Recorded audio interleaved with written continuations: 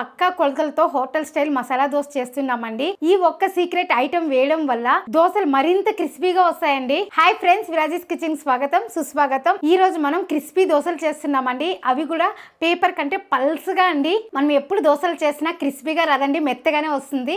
కాకపోతే ఈ మెజర్మెంట్ లో మీరు చేసినట్లయితే క్రిస్పీగా వస్తుందండి. వాళ్ళు ఈ సీక్రెట్ ఐటమ్ వేయడం వల్ల దోశలు అనేది మరింత క్రిస్పీగా వస్తాయండి. నేను చెప్పిన కొలతలతో గాన మీరు చేసినట్లయితే హోటల్ స్టైల్ కరకరలాడే దోశలు ఇంట్లోనే వస్తాయండి. దానికి నేను గ్యారెంటీ. ఇంకెందుకు ఆలస్యం, ఆటలాడుతూ చేసేద్దాం, చూసేద్దాం రండి. వీడియోలు అయితే చూస్తున్నారండి, కానీ లైక్ చేయడం లేదండి. ప్లీజ్ అండి, ఒక్క లైక్ చేయండి, అలానే హైప్ చేయండి. హోటల్ స్టైల్ సీక్రెట్ మసాలా దోశకు కావాల్సిన పదార్థాలు చూద్దాం రండి. బియ్యం ఇక్కడ నేను రేషన్ బియ్యం తీసుకున్నానండి. మీరు ఏ బియ్యం అయినా తీసుకోండి, కాకపోతే పచ్చి బియ్యమే తీసుకోండి. ఆ బియ్యం వేస్తేనే చాలా బాగుంటుంది. మీరు ఇదే కొలతల్లో వేయండి, పక్కా హోటల్ స్టైల్లో వస్తుందండి. మీకు ఈజీగా ఉండడం కోసం గ్లాస్ తీసుకున్నానండి. మీరు గ్లాస్ అయినా తీసుకోండి, కప్ అయినా తీసుకోండి. కాకపోతే నేను ఈ గ్లాస్ ఎలా అయితే కొలత పెడతానో అదేలాగానే కప్పుతో కూడా సేమ్ మెజర్మెంట్ అండి, అట్లే తీసుకోండి. ఈ గ్లాసు 3.5 గ్లాసు బియ్యం వేస్తున్నానండి. 1 2 3 మళ్ళీ అర గ్లాస్ తీసుకున్నాను. మొత్తం 3.5 గ్లాస్ అండి. ఇంకొక అర గ్లాస్ వచ్చి వేరే ఐటెం కలుపుతానండి. అది కూడా మీకు కలిపేటప్పుడు చూపిస్తానండి ఏమనేది. అది వేయడం వల్ల దోశ అనేది చాలా క్రిస్పీగా వస్తుందండి. మీకు పేపర్ లాగా కావాలా, అలాగే హోటల్లో మసాలా దోశ వేస్తారు కదండి, పైన వచ్చి క్రిస్పీగా లోపల వచ్చి కొంచెం మెత్తగా అలా కూడా వస్తుందండి దోశ అనేది. మీకు అలా కావాలా ఇలా కావాలనేసి చూసి వేసుకోవచ్చండి. ఆ సీక్రెట్ ఐటమ్ అనేది మీకు కలిపేటప్పుడు చెప్తానండి. అలాగే అర గ్లాస్ అండి ఉద్దిపప్పు తీసుకుంటున్నాను. 3.5 గ్లాస్ బియ్యానికి అర గ్లాస్ ఉద్దిపప్పు అండి. అలాగే అర స్పూన్ మెంతులు వేస్తున్నాను. మెంతులు అనేది ఎక్కువ వేయద్దండి. మెంతులు వేసేదాని వల్ల కూడా మనకు దోశ అనేది కొంచెం మెత్తగా వచ్చేస్తుందండి. అలాగే 1 స్పూను పచ్చెనగపప్పు. అంతే అండి, దీనికి కావాల్సింది. ఇడ్లీకి అయితే మనం అటుకులు వేస్తాము, అలాగే దోశకు కూడా అటుకులు వేస్తామండి. అటుకులు వేసేదాని వల్ల దోశ అనేది సాఫ్ట్గా వచ్చేస్తుందండి. మీకు అటుకులు వేసి కూడా ఇంకొకసారి దోశ చేసి చూపిస్తాను. అది కూడా మల్లెపువ్వు దోశ అండి, ఇంకొకసారి చేస్తాను. బియ్యాన్ని కూడా ఒక 2-3 సార్లు బాగా నీట్గా కడుక్కునేద్దామండి. మీరు ఇంట్లోనే మిక్సీకైనా పట్టుకోవచ్చు, లేదా గ్రైండర్ ఉంటే గ్రైండర్కైనా వేసుకోవచ్చు, లేదంటే మిషన్కైనా తీసుకుపోవచ్చండి. అలాగే మీరు మిషన్ తీసుకువెళ్ళేట్లుంటే కూడా బియ్యం అనేది కొంచెం నైస్గానే పట్టించండి. ఇడ్లీకి అయితే కొంచెం మనం నూకగా పట్టిస్తాం కదా, ఈ దోశకి అనేది కొంచెం నైస్గా ఉంటేనే బాగుంటుందండి. మనకి దోశలు బాగా రావాలంటే కూడా బియ్యం కూడా నీట్గా కడుక్కోవాలండి, బాగుంటుంది అప్పుడే. ఇప్పుడు నీళ్ళు పోసి పక్కన పెట్టేస్తామండి. ఈ బియ్యం కూడా ఒక 5 గంటలు బాగా నానపెట్టుకుందామండి. 5 గంటల తర్వాత చూద్దాము. పిండి అయితే కొట్టించుకొచ్చేసానండి. పిండి అయితే బాగా పులిచిందండి. చూడండి, ఇలా పొంగు రావాలండి. మీరు ఎప్పుడు కానీ దోశకైనా ఇడ్లీకైనా కొట్టుకొని వస్తే ఇలా పొంగు రావాలండి. చూసారా ఎంత బాగా పొంగిందో. అలాగే మనకి పిండి అనేది కూడా కొంచెం నైస్గా పట్టించుకోవాలండి దోశకి, మరి నూకగా పట్టిస్తే బాగోదు. ఇప్పుడు దీన్ని ఒకసారి బాగా కలుపుకుందాము. దోశ అనేది క్రిస్పీగా రావాలంటే ఒక సీక్రెట్ ఐటమ్ వేయాలని చెప్పాను కదండి, అదే అండి సూజీ రవ్వ అండి.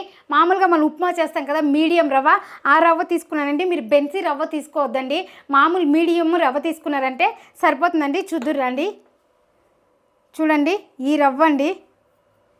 మామూలుగా ఉప్మా రవ్వ తీసుకుంటే సరిపోతుంది. ఇప్పుడు ఇందులోనే వేస్తున్నానండి ఈ రవ్వ కూడా. మీరు పొద్దుననే వేసుకోండి, నైట్ అయితే కలపాల్సిన అవసరం లేదు. కలుపుకున్నా కానీ ఇబ్బంది అయితే లేదండి. 4 గ్లాసులు లెక్కండి. అర గ్లాసు రవ్వ, 3.5 గ్లాసు బియ్యం అండి. ఇంతే అండి వేసింది. దీనికి తగ్గ మెజర్మెంట్ ఉద్దిపప్పు, పచ్చెనగపప్పు, అలాగే మెంతులు అది చెప్పానండి. కరెక్ట్ మెజర్మెంట్లో చెప్పాను. అదే మెజర్మెంటే మీరు వేయండి, చాలా బాగా వస్తుంది. నీళ్ళు కానీ వేయకూడదండి, ఇలానే కలుపుకోవాలి.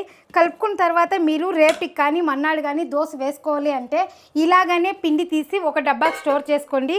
ఎప్పుడు కావాలో అప్పుడు తీసుకునేసి మిగిలిందంతా కలుపుకునేసి దోశ వేసుకోవడమే అండి. ఇప్పుడు మనకు కావాల్సిన పిండి మాత్రం బయట పెట్టుకుందామండి. మిగిలింది నేను ఫ్రిడ్జ్లో స్టోర్ చేస్తున్నాను. ఈ పిండి కూడా 2-3 రోజులే యూజ్ చేయండి, దానిపైన వద్దు. ఎందుకంటే ఎండలు ఎక్కువ ఉందండి, కొంచెం ఎక్కువ ఫ్రిడ్జ్లో పెట్టి తినడం వల్ల కూడా ఇబ్బంది అవుతుంది. కాబట్టి 2-3 రోజులు అయితే సరిపోతుందండి. ఇప్పుడు ఇందులోకి 1 స్పూన్ చక్కెర అండి, ఎక్కువ వేయద్దండి, కొంచెం తీయగా అయిపోతుంది. అలాగే సాల్టు, ఇంకొకటి అండి సోడా వేయద్దండి. ఇప్పుడు ఇందులోకి నీళ్ళు వేసుకుందాము. దీన్ని బాగా ఉండలు లేకుండా కలుపుకోవాలండి. ఇలా మీకు పిండి తోడు పెట్టేసినాక ఎప్పుడు కావాలో అప్పుడు ఇలా ఇవన్నీ వేసుకునేసి కలుపుకునేసేదే అండి. చూడండి ఈ మెజర్మెంట్లో ఉండాలండి. చూసారా, ఇలా ఉంటే సరిపోతుందండి మనకి దోశకి. ఇప్పుడు పిండి అయితే రెడీ అయిపోయిందండి. ఇప్పుడు దీన్ని పక్కన పెట్టేద్దాము. మసాలా దోశ అంటేనే ఎర్రకారం అలాగే ఆలుగడ్డ పల్యం ఉంటేనే అండి, అది కూడా నా స్టైల్లో సింపుల్గా చేసి చూపిస్తానండి మీకు. హోటల్లో అయితే ఆలుగడ్డ పల్యం చేశారంటే ఒక సీక్రెట్ ఐటమ్ వేస్తారండి, అది వేయడం వల్ల టేస్ట్ అయితే అదిరిపోతుందండి. ఆ ఐటమ్ కూడా ఏమనేది వీడియో స్కిప్ చేయకుండా చూడండి. వీడియోలో క్లారిటీగా చూపించాను, అలాగే చెప్పానండి. 15 నిమిషాలు నానినట్లయితే ఇలా మెత్తగా అవుతుందండి. అలాగే మన చట్నీ కూడా చాలా బాగుంటుంది, పేస్ట్ లాగా బాగా అవుతుందండి నానబెట్టేదాని వల్ల. ఈ స్పూన్తో 2 స్పూన్లు పుట్నాల పప్పు, 1 స్పూన్ ధనియాలు, కొద్దిగా జీలకర్ర, 4-5 వెల్లుల్లి రెబ్బలు. మీకు ఎర్రగడ్డ కావాలంటే వేసుకోండి, వద్దంటే స్కిప్ చేయండి. అన్నీ వేసేసి మిక్సీ పట్టేద్దామండి. దీన్ని వేయించాల్సిన అవసరం కూడా లేదండి, ఇలానే పచ్చిదే చేస్తే బాగుంటుంది. అలాగే మీరు బోండా బజ్జీ ఏమైనా చేసేట్లుంటే కూడా ఇందులోకి ఒక టమాటా వేసుకోండి, టేస్ట్ అనేది బాగుంటుంది. చింతపండు కొద్దిగా అండి, మనం ఇందాక మిరపకాయలు నానపెట్టాం కదా, ఇదే నీళ్ళు వేసుకోండి. కొద్దిగా మెత్తగా పేస్ట్ చేసుకోవాలి. మీరు నార్మల్ దోశ చేసేటంటే కూడా ఈ కారం చేసుకోండి, చాలా బాగుంటుంది. ఇందులో కొద్దిగా కల్లుప్పు. ఇంకొకటి అండి, దీనికి నేను గుంటూరు మిరపకాయలు వేయలేదు, ఒట్టి కాశ్మీర్ మిరపకాయలే వేశానండి, ఎందుకంటే కలర్ బాగుంటుంది. అలాగే పిల్లలు తిన్నా కానీ ఎక్కువ కారం అనిపించదండి, కాబట్టి నేను కాశ్మీర్ వేసినాను. కొంచెం కారం ఇష్టపడే వాళ్ళు ఒక గుంటూరు మిరపకాయ వేసుకోండి, 1 కానీ 2 కానీ సరిపోతుంది. ఇక్కడైతే నేను మీడియం కారం చేస్తున్నానండి, పిల్లలు తిన్నా కానీ కారం అనిపించదు, చూడడానికి కలర్ఫుల్గా ఉంటుంది, పిల్లలు కూడా ఇష్టంగా తింటారండి, కాబట్టి నేను కాశ్మీరే వేశాను. ఇలా మెత్తగా పేస్ట్ లాగా రెడీ చేసుకోవాలండి. మన దోశ మీద అప్లై చేస్తే కూడా బాగుంటుందండి, ఇలా నైస్గా ఉంటే. ఇప్పుడు దీన్ని పక్కన పెట్టేసి ఉర్లగడ్డ తాలింపు చేసుకుందాం. ఉర్లగడ్డ అయితే నేను ముందుగానే పెట్టేసినానండి, ఒక 2 విజిల్ పెట్టినాను, మెత్తగా ఉడికిందండి. ఇప్పుడు తొక్క తీసి పక్కన పెట్టుకునేద్దాం. ఇప్పుడు ఈ తాలింపుకి కావాల్సిన పదార్థాలండి, ఎర్రగడ్డ, పచ్చిమిరపకాయ, కరివేపాకు, కొద్దిగా అల్లం అండి తురుముకుందాము, అలాగే కొద్దిగా కొత్తిమీర, ఇంతే అండి. ఇవన్నీ కట్ చేసుకున్నట్లయితే ఉర్లగడ్డ తాలింపు కూడా రెడీ అండి. ఎర్రగడ్డ కట్ చేసుకుందాము. నేను పొడిగా వేస్తున్నానండి ఎర్రగడ్డ, అలాగే నేను పచ్చిమిరపకాయలు పొడువుగానే వేస్తున్నానండి, ఎందుకంటే ఎండాకాలం కదా, పిల్లలు తిన్నా కానీ కడుపులో మంటేస్తుందండి, కాబట్టి ఇలా వేస్తున్నాను. వద్దన్న వాళ్ళు తీసేస్తారు కదండి, అందుకే. అల్లం కూడా సన్నగా తురుముతున్నాను. కట్ చేసుకునే కన్నా తురిమితే బాగుంటుందండి, కట్ చేసినామంటే పిల్లలు తినేటప్పుడు పంటి కింద తగులుతుంది. ఉర్లగడ్డ తాలింపులో మొత్తం కలిసిపోతుందండి తురుముకునే దానివల్ల, కాబట్టి తురిమేయండి. చూడండి ఇలా చిన్నగా వస్తుంది కాబట్టి మనకి పల్లెంలో మొత్తం కలిసిపోతుందండి. అలాగే కొత్తిమీర కూడా కట్ చేద్దాము, అంతే అండి. మనకు చాక్తోనే పని ఉండదండి, ఇది కట్ చేసి పక్కన పెట్టేసినామంటే. ఇప్పుడు ఉర్లగడ్డ తాలింపు పోపు పెట్టుకుందామండి. కొద్దిగా ఆయిలు, ఆవాలు, అలాగే 1 చిటికెడు జీలకర్ర అండి, మీకు నచ్చితే వేసుకోండి, వద్దంటే స్కిప్ చేయండి. ఇప్పుడు పచ్చెనగపప్పు. పచ్చెనగపప్పు ఎక్కువగా నల్లగా వేయించకూడదండి, కొంచెం మీడియంగా వేయించాలి, అప్పుడే ఈ తాలింపుకు బాగుంటుందండి. ఎందుకంటే ఇది వచ్చి పల్లెంలోకి బాగా నానినాక ఎక్కువ వేగిపోయినట్లయితే ఒక మారి స్మెల్ ఉంటుందండి తినేటప్పుడు, కాబట్టి ఇది కొంచెంగా వేగాలండి, అప్పుడే బాగుంటుంది. చూడండి ఈ మాత్రం వేగితే సరిపోతుందండి పచ్చెనగపప్పు. ఇప్పుడు ఎర్రగడ్డ, పచ్చిమిరపకాయలు వేద్దాం, అలాగే కరివేపాకు,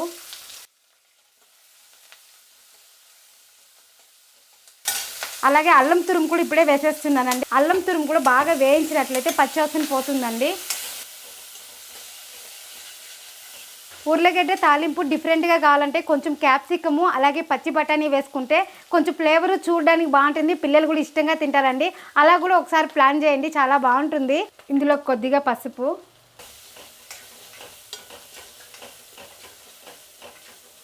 చూడండి ఇలా వేగిన తర్వాత ఉర్లగడ్డ వేసుకోవాలి. ఉర్లగడ్డ అయితే నేను ఫస్ట్ పేస్ట్ చేసుకోలేదండి, ఇలా పేస్ట్ చేసి వేస్తున్నాను చేతిలోనే. ఇలా బాగా చల్లారింది కాబట్టి చేతిలోనే నలిపి వేసుకోవచ్చండి. ఎక్కువ గడ్డలుగా ఉంటే కూడా బాగోదండి, కొంచెం పేస్ట్ లాగే ఉండాలి. హోటల్లో చేసినట్లు టేస్ట్ మన ఇంట్లో రాదండి, ఎందుకంటే వాళ్ళు సీక్రెట్గా ఒకటి వేస్తారండి, కాబట్టి ఆ టేస్ట్ మన ఇంట్లో రాదు. ఇంకా పైన నేను చెప్పినట్లు చేయండి, హోటల్లో టేస్ట్ మన ఇంట్లోనే ఉంటుందండి. ఇప్పుడు ఇంత డ్రైగా ఉంటే కూడా మనకు దోసకు అనేది బాగోదండి. ఇప్పుడు కొంచెం నీళ్ళు వేస్తున్నాను నేను, ఒక టీ గ్లాస్లో 1/2 గ్లాస్ నీళ్ళు వేసుకోండి. కొంచెం ఇది పేస్ట్ లాగా ఉండాలండి, అప్పుడే బాగుంటుందండి. హోటల్లో దోశ వేసేసినాక ఇలా గరిటిలో తీసి ఇలా దోశ మీద పెడతారు చూడండి, అప్పుడు పేస్ట్ లాగుంటుంది. ఇలా ముద్దుగా ఉండాలండి దోశకి ఎప్పుడు, అప్పుడే బాగుంటుంది. హోటల్లో వేసే సీక్రెట్ ఐటమ్ ఇదే అండి, నిమ్మపండు రసం వేస్తారండి. ఈ రసం వేసే దానివల్ల కొంచెం పుల్లదనం అంతా కలిసి టేస్ట్ అయితే ఉర్లగడ్డ పళ్ళెం అదిరిపోతుందండి. కాబట్టి మనం కూడా ఇక్కడ 4 చుక్కలు నిమ్మరసం వేస్తున్నామండి. ఈ నిమ్మరసం కూడా అన్నీ వేసేసి స్టవ్ ఆపేస్తున్నాము అన్నప్పుడు వేయాలండి, ముందుగానే వేయొద్దండి, కొంచెం చేదు వచ్చే ఛాన్స్ ఉంది. ఇప్పుడు గింజలన్నీ తీసేసి చూడండి, ఎక్కువ పిండకూడదండి, ఇంతే అండి. ఇప్పుడు కలిపేసి స్టవ్ ఆపేస్తున్నాను. మనం మామూలుగా రసానికి తాలింపు చేసుకున్నట్లయితే ఉర్లగడ్డ ఎక్కువ నలపమండి, కొంచెం గడ్డలుగా వేస్తాము. ఇది మనకు దోశకి కాబట్టి ఇలా పేస్ట్ లాగా చేసుకోవాలండి. అంతే అండి, అయిపోయిందండి, స్టవ్ ఆపేస్తాము. చూడండి మన కడాయి మూత కూడా ఎంత బాగా కూర్చునిందో. ఈ కడాయి మీకు కావాలంటే స్క్రీన్ మీద వాట్సాప్ నెంబర్ ఇస్తారండి, దానికి మెసేజ్ చేయండి, డీటెయిల్స్ అంతా పంపిస్తాను. మీరు వంట చేసినా కూడా వేరే గిన్నెలో మార్చాల్సిన అవసరం కూడా లేదండి.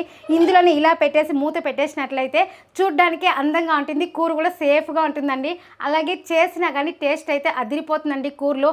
నాకు ఈ కడాయి వచ్చినాక మాడిపోతుందనే భయము లేదు, అలాగే టేస్ట్ తగ్గిపోతుందన్న దిగులు లేదండి. అంత బాగా వస్తుందండి కూరలు అనేది. మీరు సిమ్లో పెట్టేసి ఒక 10-15 నిమిషాలు దీని కలర్ చూడకపోయినా కానీ ఎక్కడా మాడదండి. మన దగ్గర కడాయి తీసుకున్న వాళ్ళు పన్నీర్ బిర్యానీ చేశారంటండి, నిన్న కాల్ చేసి చెప్పారు.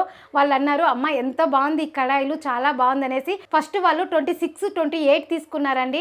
అదే కాకుండా ఈరోజు మళ్ళీ 22-24 కూడా కావాలమ్మా కడాయిలు, చాలా బాగుందనేసి మళ్ళీ ఆర్డర్ పెట్టుకున్నారండి. వాళ్ళకి అంత బాగా నచ్చిందంటండి. మీరు ఒక్కసారి తీసుకోండి, లైఫ్ అంతా గడిచిపోతుందండి, అంత బాగుంటుంది కడాయిలు. మనం వాష్ చేసి పెట్టుకున్నట్లయితే ఎక్కడ కర్ర కానీ కట్టదండి, క్లీన్గా ఉంటుంది. ఇంకొకటి అండి, చాలా మంది కడాయిలు కడుక్కునే కూడా ఇబ్బంది పడతారండి. అలా ఇబ్బంది పడాల్సిన అవసరం కూడా లేదండి. ఈ కడాయిల్లో క్లీన్గా వచ్చేస్తుంది, అలాగే నీట్గా కూడా ఉంటుందండి. ఇప్పుడు నేను ఈ కడాయిలు అనేది 1.5 ఇయర్గా వాడుతూ ఉన్నానండి, ఎక్కడ కర్ర కట్టలేదు. చూసారు కదండి, నీట్గా ఉందండి. మనం మెయింటెనెన్స్ చేసుకునే దాన్ని బట్టి కడాయిలు అనేది క్లీన్గా ఉంటాయండి. ఇప్పుడు దోశ వేసుకుందామండి.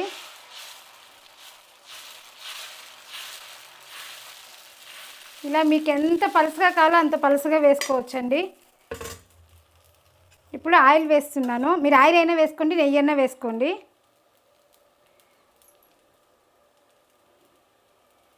కారం కూడా వేద్దాము. ఇది మనము కాశ్మీర్ మిరపకాయలు వేసినాం కాబట్టి కారం తక్కువే ఉంటుందండి, మీరు బాగా ఎక్కువగానే వేసుకోవచ్చు. ఇప్పుడు ఇందులోనే ఆలుగడ్డ పల్లీం పెట్టుకుందామండి. ఇప్పుడు దోశ తీస్తామండి. చూడండి ఎంత మంచి కలర్ వచ్చిందో దోశ, చూడండి ఎంత బాగా కాలిందో దోశ అనేది. అలాగే క్రిస్పీగా కూడా ఉందండి, మీకు చూపిస్తాను చూడండి. చూసారా సౌండ్? ఇలాగనే ఆనియన్తో బాగా అప్లై చేసుకొని దోశ వేస్తున్నానండి. ఇప్పుడు దోశ వేసుకుందామండి. చూడండి మీకు ఎంత పలుసగా కావాలో అంత పలుసగా తీసుకోవచ్చు. చూసారా, మీరు తీసుకొని పోయే కొందరికి పలసన అవుతుందండి దోశ అనేది. మీకు ఇంకా పెద్ద దోశ కావాలంటే ఇంకొంచెం పిండి ఫస్ట్లోనే వేసుకునేయండి. ఫస్ట్ వేసి తిప్పుతాం కదా, అప్పుడే వేసుకోండి పిండి అనేది, అప్పుడు మన దోశ అనేది పెద్దదిగా వస్తుందండి. నేను ఒకే గరిటె వేసాను కాబట్టి ఈ సైజు వచ్చింది. ఇప్పుడు కారం వేసుకుందాం. నేనైతే కారం ఎక్కువే వేస్తున్నానండి. ఈ కారం వచ్చి ఎక్కువ కారం ఉండదు, పిల్లలు కూడా ఇష్టంగా తింటారండి ఈ కారాన్ని.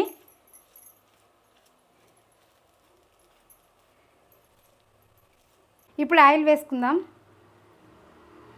మనకు దోశ అనేది కూడా ఒక 2 నిమిషాలన్నా బాగా కాలాలండి, అప్పుడే బాగా వస్తుంది. ఇప్పుడు పల్లీం పెట్టుకుందామండి. ఇప్పుడు దోశ తీసుకుందామండి. చూసారా ఎంత బాగా కాలిందో చూడండి మసాలా దోశ. చూడండి అలానే పేపర్ లాగా ఉందండి దోశ అనేది.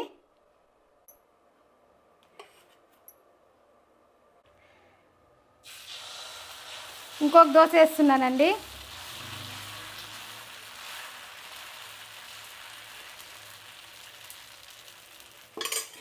చాలామంది ఇలా దోశ వేసినప్పుడు ఈ ఎక్స్ట్రా పిండిని ఇలా తీసేస్తారండి. ఇట్లా తీయాల్సిన అవసరం కూడా లేదండి. మన దోశకు అలానూ రాదండి, ఎందుకంటే నేను అలానే నైస్గా తిప్పేసానండి. ఇప్పుడు కారం వేద్దాం. ఇలా పిండి కొంచెం పైన ఆరుతానే దోశకి కారం వేసేయాలండి. నిజంగా అండి, ఇలా మసాలా దోశలు మీరు వేసిస్తూ ఉంటే ఇంట్లో హ్యాపీగా తింటారండి, అంత బాగుంటుంది.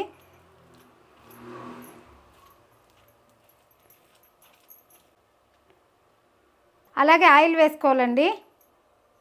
ఇప్పుడు ఆలుగడ్డ పల్లీం పెట్టుకుందామండి. ఇప్పుడు దోశ కూడా బాగా కాలిందండి, దోశ తీసేద్దాము. చూడండి దోశ అనేది అయిపోయిందండి, పెట్టేద్దాం ఇందులో. చూసారండి ఎంత బాగా వచ్చినాయో. ఇలానే ఎన్ని దోశలైనా వేసుకోవచ్చండి, పర్ఫెక్ట్ మెజర్మెంట్లో చెప్పాను. ఇప్పుడు కారం వేసుకుందాం. నేను ప్రతి దోశకి కారం వేస్తున్నానండి, ఎందుకంటే కారం వేసే దానివల్ల చాలా బాగుంటుందండి. ఈ కారం తిన్నా కానీ కడుపులో మంట రాదండి, ఎందుకంటే కాశ్మీర్ మిరపకాయలు వేసాం కదా, ఇది కొంచెం కారం తక్కువండి. ఈ ఆలుగడ్డ పళ్ళెం కూడా నేను చెప్పినట్లుగా కొద్దిగా నిమ్మరసం వేసుకోండి, చాలా బాగుంటుంది. అంతే అండి, దోశ అయిపోయిందండి.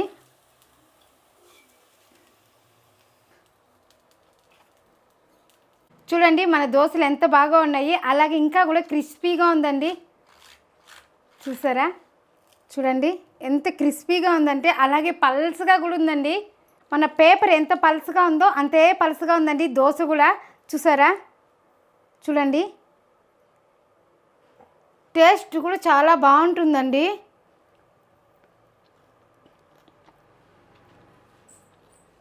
చాలా బాగుందండి. మసాలా దోశ హోటల్ ఎలా అయితే ఉంటుందో అలానే ఉందండి. తింటుంటే క్రిస్పీగా ఆలు పళ్ళెంతో సూపర్గా ఉందండి. మనకు చట్నీ కూడా అవసరం లేదండి, ఇలానే తినచ్చండి. ఇంట్లో వాళ్ళకి కూడా నచ్చుతుందండి, మీరు ఇలానే చేసుకోండి. అలాగే దీనికి చట్నీ కావాలంటే కొబ్బరి చట్నీ చాలా బాగుంటుందండి. ఇక్కడ దోశలు వేస్తా అంటే అక్కడ తిని పెడతా అంటే అప్పటికప్పటికే పిండి ఖాళీ అయిపోతుందండి, అంత బాగుంటుందండి ఈ దోశలు అనేది. మీరు ట్రై చేయండి, ఎలా వచ్చిందో ఒక చిన్న కామెంట్ చేయండి. అంతే అండి, మనం ఏం చేసినా ఫాస్ట్లోను, టేస్ట్లోను, క్వాలిటీలోను ఎందులోనూ రాజీ పడకూడదండి. ఎందులో రాజీ పడదు, మీరు రాజీ పడకండి. ఇలాంటి మంచి మంచి టిఫిన్ ఐటమ్స్ మన ఛానల్లో బోల్డ్ అన్ని ఉన్నాయండి, ఇక్కడ క్లిక్ చేసి చూడండి. మరొక వీడియోలో మళ్ళీ కలుద్దాం. బాయ్.